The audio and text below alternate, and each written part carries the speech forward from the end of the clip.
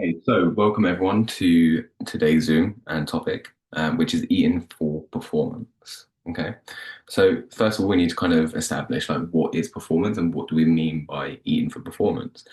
So what we mean is like being able to deliver at your very best, whether that be at work, at home, and in your personal life as well. So succeeding above and beyond standard norms over a long period of time. So what we're going to try and figure out today, or what we're trying to bridge the gap to, is being able to achieve that with the help of nutrition. So that's what we'll be covering today. So checklist today will be macronutrients, micronutrients, hydration, timing of meals, when you should be having food, the structure of your meals, how that should look, and then also we'll cover some supplementation as well.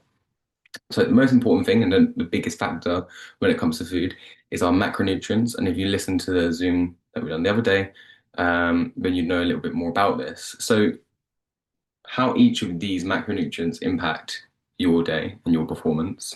So if we talk about like your total calorie intake, if you have too little, then you're going to be underperforming. You're going to be low on energy. If you have too much, you're going to feel quite sluggish.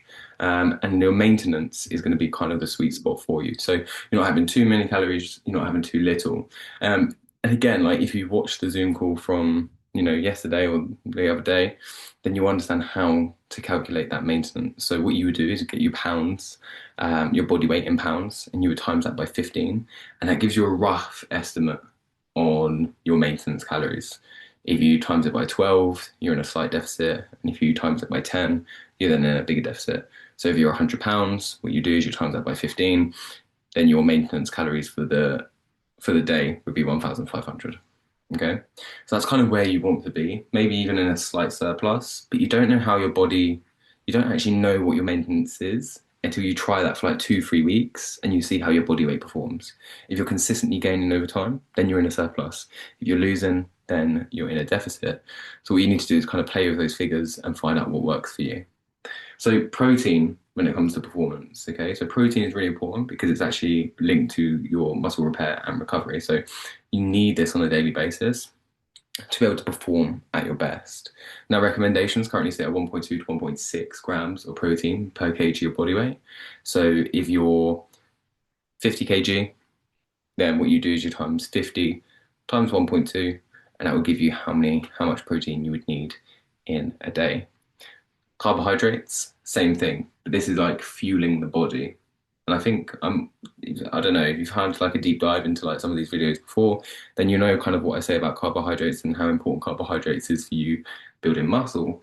Um, Listen, you need to fuel the body because if your body doesn't have enough fuel, it will start taking fuel from your muscles, um, because it takes too long to break down. Okay, so if there's not enough carbohydrates in the body, that energy that it needs to be able to function and perform, then it's going to start dragging energy from elsewhere. Fat takes too long to burn, it's going to start burning lean muscle tissue or protein. So you need fuel for the body. So 3 to 5 grams per kg of body weight. Obviously, it depends on your personal situation. Some of you might not respond that well to carbs, so you might need a lower amount. Some of you might not be able to eat some foods. There might be some tolerances. This is just for the generic population.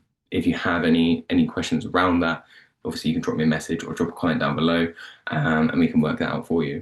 And then when it comes to fats, okay, so fats are really important for your hormone balance and long-term energy. So this is when you're performing at a low state. So when you're sitting down, typing, sitting on a sofa, that's when our body's burning fat because it takes a long time to actually break through and burn that.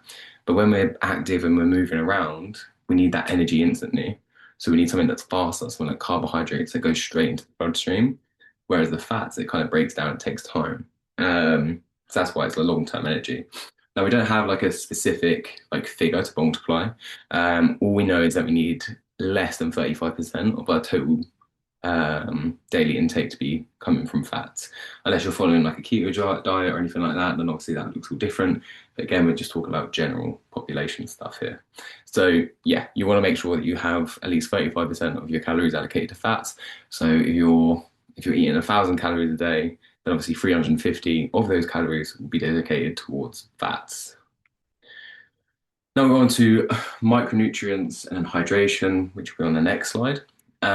So these are just some of what I would consider like your most important micronutrients.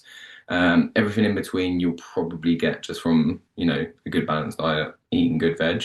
But these are some like really important ones that I always like to talk about, and you'll also see in some older videos. So vitamin B and C, so particularly vitamin B, is really important for your nervous system function, and converting food to energy. So all of your B vitamins, like, at the minute there's a craze about B12, obviously your B6.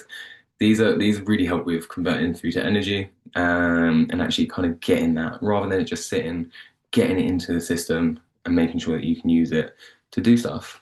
And then when it comes to vitamin C, obviously immune function and also iron absorption. So if you're someone, like myself, iron isn't like particularly like flourishing through the body. You want to be able to make sure that you absorb as much of it as possible from your foods. You want to make sure that you've got enough vitamin C to be able to do that.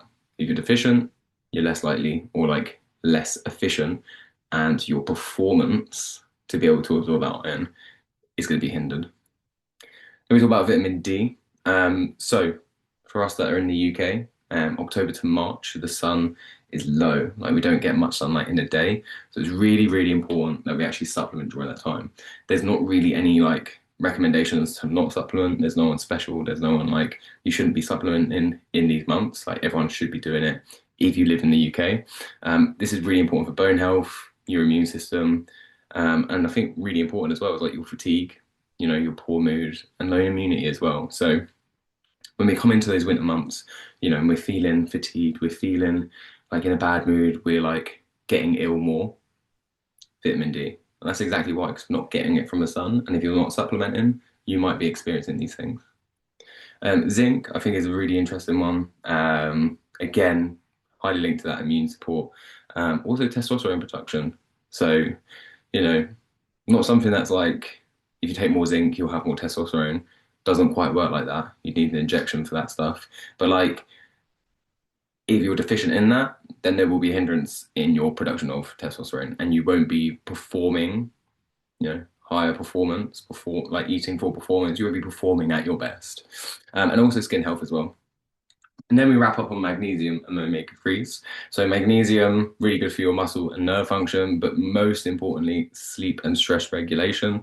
So I always take magnesium before I go to bed, and that really helps me just to sleep, get knocked out, have a good deep sleep. And then omega-3s, so brain and heart health, anti-inflammatory, supports mood and cognitive function. There's some amazing studies on omega-3s and cognitive function. Likewise with all of the other macronutrients, but omega-3s are really interesting, but I won't bore you with that. We're going to try and keep this really simple. But if you do like research, if you do like looking into things, omega-3 is very cool. Have a look. So then we go into more like the hydration side of it. So electrolytes, okay? So these are things like your sodium, your potassium, magnesium, I'm pretty sure is an electrolyte maybe. Basically, when we're doing high endurance exercise or when we sweat during our workouts, we don't just sweat water, we sweat electrolytes. And when those electrolytes leave the body, we then start to feel a little bit sluggish. We start to feel a little bit low on energy because all of those important things that we kind of just spoke about, they're not like those vitamins in particular, but those things are really important for our energy and our function. So what happens is we lose those electrolytes, and then when we drink water, we don't get those back. So you need to make sure that you have an electrolyte solution. You can get like little tablets from whatever shop you like. They're everywhere, a couple pounds. You put it in your water bottle. Some of them taste vile, some of them taste all right. You need to be, replenishing that sweat with something that's actually useful to the body, not just water. So have a look into electrolytes. But really important when we're talking about hydration. Even if it's just throughout the day, you're at work, if we're talking about, again, like performance, electrolytes has a place in that conversation. And then hydration in general. The more hydrated you are, the more hydrated you stay throughout the day, you're going to have better cognitive function and physical performance. But if we're just talking about like work and in life, you're going to be able to think clearer, okay? Better cognitive function is like way more than just thinking straight. It's, bashing your elbow onto the wall when you're walking past or stubbing your toe.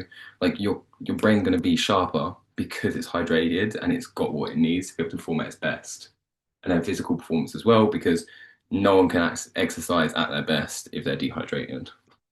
So then we go on to timing of your food.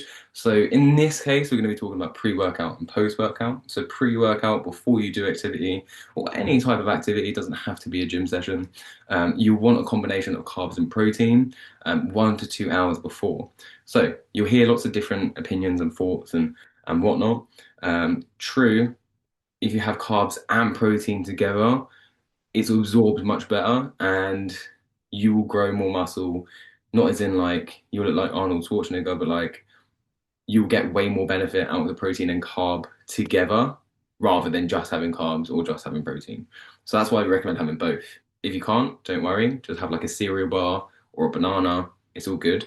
But in an ideal world, in a perfect world, you'd have a mixture of carbs and protein 1 to 2 hours before any activity or a workout. So again, just talking about like real life solutions and real life people that I work with on a daily basis. If they get to work and they feel like crap, it's probably because they haven't had any breakfast or drink in the morning. Okay, for example. Then we go to post workout. So whenever you kind of finished like your workout or activity, you want that like combination of carbs and protein to repair and refuel. Now, depending on how that activity was, so if you've done like a 2 hour run, you want to prioritize your carbohydrates to replenish the energy that you've just used, and then protein. If you've done like more of a resistance training, so a lot more like body, like yeah, lifting weights, heavy shit, then you'll want to prioritize that protein and then have less carbs. Just because when you do like a half marathon, you're running for 2 hours, you're gonna be using way more of your blood sugars and your glycogen than you will fats. So you want to be able to make sure that you eat that food, you get it back into the system. So then, one, your recovery the next day is on point, and two, you can actually start to think and walk around. So make sure you have that combination. Now let's talk about meal structure. So how you want to structure your meals. Again, this is an ideal world.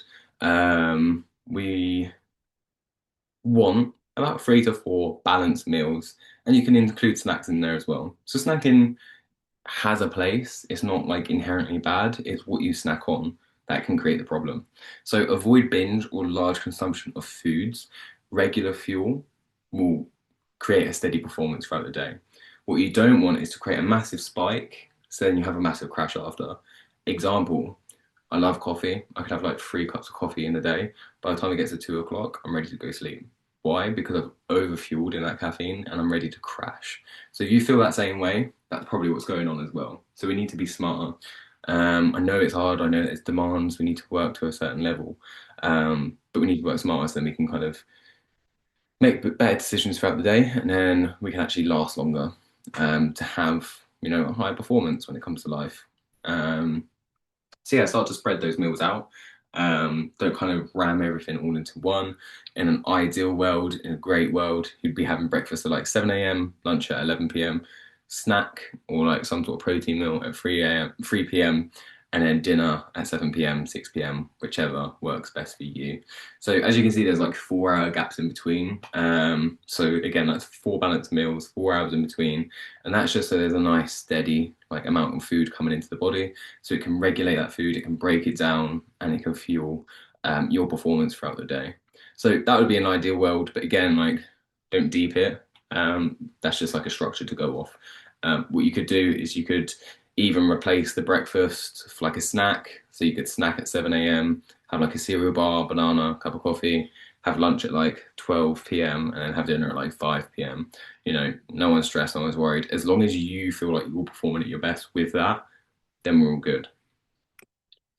And then, oh, next up is our supplements. Okay, so this is something that I always get asked about when it comes to nutrition and food. So let's talk about whey protein. So whey protein, actually, let's get this out of the way first. So at the bottom, I've got to support, not replace. So supplements are to support you, your performance, your lifestyle, your goals. It's not here to replace the important things like our food, our vegetables. So whey protein, okay? Whey protein, it's a mix of like dairy, eggs. It's a powdered form of protein. It's the best protein that you can get. It's very, very good, like high absorption rate. It's a complete protein. It has all your amino acids. You get it in powder form, or you can get it in like a actually, yeah, you get it in like powder form, and you can mix it with water or milk. And each scoop, depending on the brand, roughly gives you about 30 to 40 grams of protein. So yeah, they're great. They're great on the side. If you're someone who struggles, if you're a vegan, possibly vegetarian, you can still get good protein as a vegetarian, but like vegan, vegetarian, or you have an insanely high protein goal, which seems to be the case at the minute, then yeah, you will want that supplement. Granted, you're having those 4 meals. Okay, you want 4 meals of whole foods, and then you're then allowed your whey protein. Okay, if you're having like 2 meals, you're not allowed that whey protein unless you're in like a crazy calorie deficit. Different conversation. But like if you're just someone who's chilling, you're on maintenance, and you have 2 meals and then like 3 protein shakes, I'm gonna come and slap it out of your hand. I'm gonna take it off you because like you don't need it. Okay, prioritize food, not whey protein. Use it if you're in a crazy calorie deficit. You're getting ready for a photo shoot. You're not allowed like crazy amounts of food, but you need to be efficient with how much protein you get in. Cool. If you're using it to supplement, you've had your 4 meals and you have like a little protein shake just to up your protein. Maybe you wanted a snack before bed. Cool. If you're having it because you think you're going to get mad gains, I'm going to slap it out of your hand. I'm going to take it off you. Creatine, one of the most researched supplements on the market. So creatine is actually like one of our energy systems. So without like getting crazy technical, creatine will give you is used as like an energy source. Um, we don't really need to go into the science of it. Basically, what most people want to know is you take creatine, you're going to have more water in your muscles, so you look hencher, you look a little bit more toned, you look a little bit more defined because your muscles are fuller. But if you're someone who's looking to lose weight, just a heads up, you're going to be carrying more water, so the scales are going to start going up. So if you start taking creatine, you're going to see the scales go up, but your muscles going to look sick. So yeah, don't be afraid of creatine. There's no crazy research about any like bad things about it. As long as you're training, you're fit, you're healthy, we're all good to take creatine. So about 5 grams a day, if you wanted a reference, which is usually 1 scoop. Electrolytes, obviously, we've spoken about them. If you're doing like a sweaty workout, you need to replace your body with electrolytes, not just water, because you'll be losing electrolytes. And then, yeah, everything gets a bit fuzzy, you get a bit dizzy. If you cramp a lot as well, you need electrolytes, potassium, have a banana, it will stop the cramps. And then caffeine. So, again, like my favorite, I can bang out like loads of caffeine in the morning, then I have a crash. Look, again, these are supplements, so they're to support your routine, not replace what's basic and essential. So you can have a cup of coffee, you can have like a banana, some water, whatever. Don't just rely on that caffeine to bring you through the day because it's only going to end in a crash because then your body hasn't had actual food or water to be able to maintain that. So get your basics and priorities in first.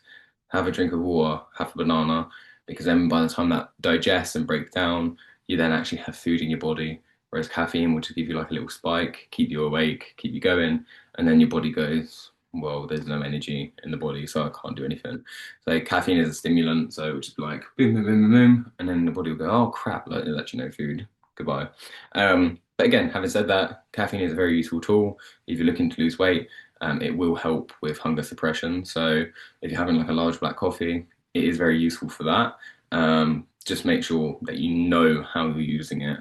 Don't just kind of abuse it just for the sake of it. Yeah, be aware of that. So yeah, very good to suppress your hunger, but that will also have like a delayed impact on like you crashing. So maybe it's better just to kind of spread your meals out throughout the day rather than just like not having it. But all good, it's up to you.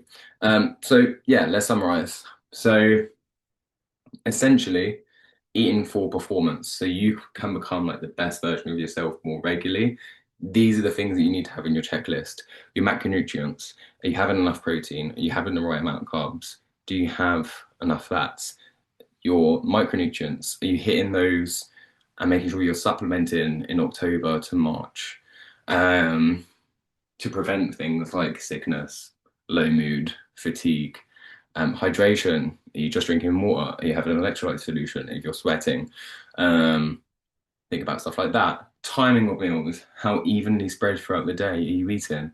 Are you getting to the end of work at like 5 p.m. and then having your first meal? Not ideal, not how you can become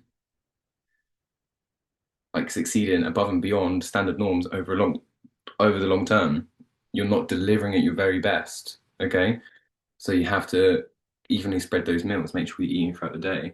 And then supplements, not to replace, but to support in your everyday needs. So yeah, that is pretty much like a very brief overview on like eating for performance. And I hope that helped. I hope it gave some insight. If you want something more in depth, if you want a little bit more detail on something, drop it in the comments below. Drop me a message and I can explain it to you. But I thought this would be a nice brief overview, some things to think about when it comes to your own journey and your own reflection. So yeah, hope that helped, and I will see you in the next one.